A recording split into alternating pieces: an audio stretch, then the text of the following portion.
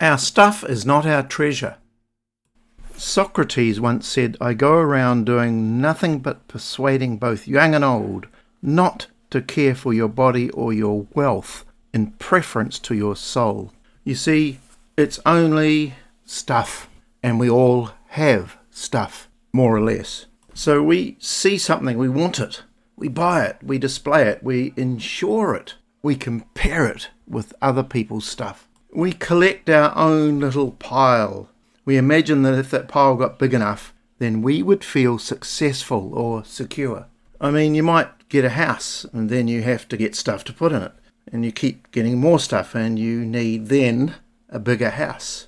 Comedian George Carlin said a house is just a pile of stuff with a cover on it. Nations go to war over stuff. Families are split apart because of stuff. Husbands and wives argue more about stuff than any other single issue. In New Zealand, in the country that I live, there are 130,000 self-storage units with 500 facilities, 1.25 million square metres of space. And in the States, they spend $12 billion a year just to pay someone to store their extra stuff. And there it's larger than the music industry. You see, many people can't bring themselves to get rid of any of their stuff. Some very rich people accumulate so much stuff that when they pass away, no one really knows what to do with the enormous pile of things they have. William Hearst from California was a prime example of being a stuffaholic. He had 3,500-year-old Egyptian statues, medieval Flemish tapestries, and centuries-old hand-carved ceilings, some of the greatest works of art of all time. But you know what he did? He died. And that was a wee bit short-sighted, wasn't it? And so in the end, we all leave our stuff behind when we pass away. Kids argue over the stuff. And to be honest, they're just pre-dead people. I'm not trying to be gloomy about this, but it's so true. And Jesus got right to the nitty-gritty about what I'm talking about. He said, "Do not store up for yourselves treasures on earth, where moth and rust destroy, and where thieves break in and steal. But store up for yourselves treasure in heaven, where moth and rust do not destroy, and where thieves do not break in and steal. For where your treasure is, there your heart will be also." And so he was saying, in effect, our stuff is not treasure.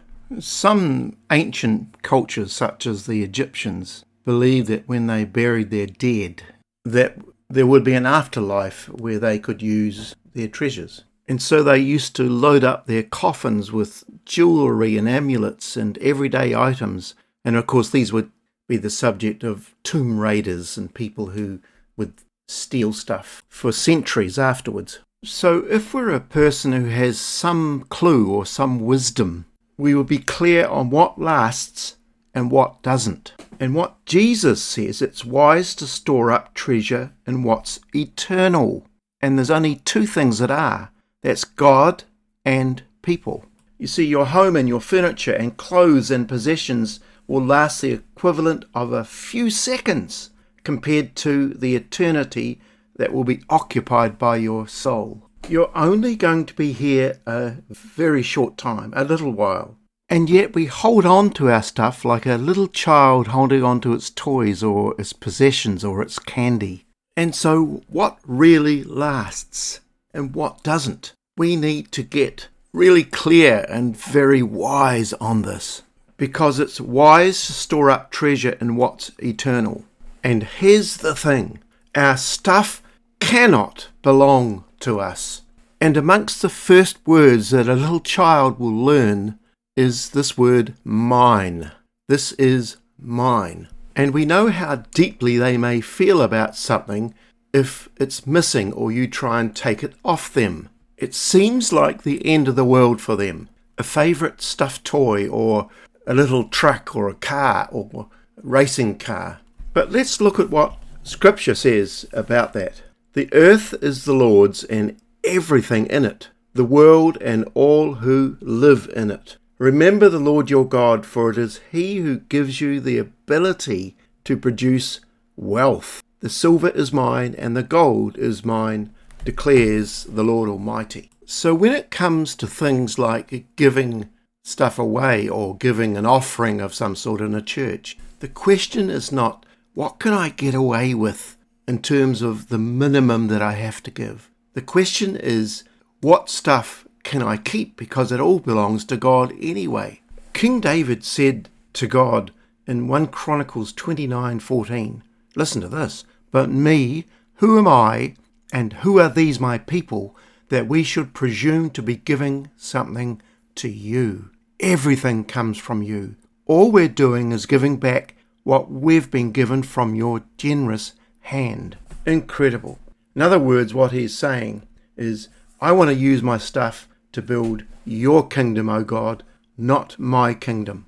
And when you look at the early church, one of the amazing statements is that there were no needy persons among them. And if they had stuff, they shared it. You could say that there's never been a community quite like this. Secondly, stuff cannot last. Just go to a landfill, which is a fancy way of saying a tip, and look at all that stuff that was once precious and even a treasure to people, just wasting away, rusting and broken. We certainly do live in a decaying world, and our stuff is like that. It decays. Also, our stuff cannot make us free. Paul says those who want to get rich fall into temptation and a trap, and into many foolish and harmful desires that plunge people into ruin and destruction. And ironically, getting more doesn't lead to more freedom. Getting more can be its own trap. John D. Rockefeller said this, "I have made millions, but they have brought me no happiness." Andrew Carnegie said this, "Millionaires seldom smile." Even Henry Ford said, "I was happier when doing a mechanic's job." So stuff cannot make a person happy, even though there might be a temporary thrill. You know, for a while you buy a fancy new car and it's got all the bells and whistles and it's fun, but that doesn't last. After a while it becomes ordinary and then you forget about it. People are starting to spend more time in shopping malls than any other place apart from work and home. In America, there are 40 billion mail order catalogues delivered to houses. And of course, the internet and app advertising is taking over from things like that. But the objective here is designed to make you desire more. It's almost as if you cannot get enough of what you do not need. But it will never be enough. And of course, our stuff cannot make us secure, even though we can be deluded and fooled into thinking it can. Paul said we brought nothing into the world and we can take nothing out of it.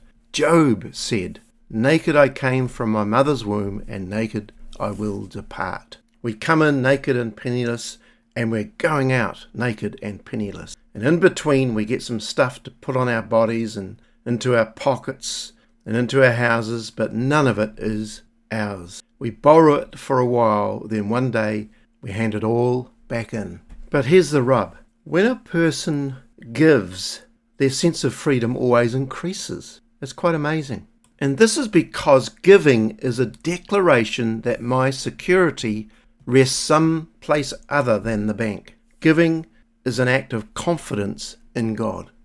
And so we become rich towards God rather than ourselves. And in a funny way, our stuff can help us do it because we hold on to it lightly and we give freely with the things that we have, that God's given us. And that can result in immense joy.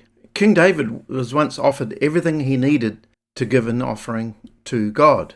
He turned it down, saying, "Shall I give to the Lord that which costs me nothing?" David understood how satisfaction comes to the human heart. When there is cost involved, sacrifice is the word, in helping someone else and giving towards some other worthy project, then great satisfaction can come to our heart. Yale theologian Miroslav Volf says that there's two types of richness in life. There is richness of having and richness of being. Richness of having is an external circumstance. Richness of being is an inner experience. And we seem to be geared or focused on richness of having. We think true happiness lies there. Our language reflects this when the haves keep popping up in our thoughts. If only I could have my dream house. If only I could have a higher salary or a better car. And when I have enough money, I'll have the ultimate vacation. If only I could have financial security and nicer clothes or better vacation, shinier toys. We seek richness of having, but what we really want is richness of being. You see, it's possible to have a barn full of money, like Scrooge McDuck, and a boatload of talent and movie star good looks, and still be poor. Wow. And we can become not enough people.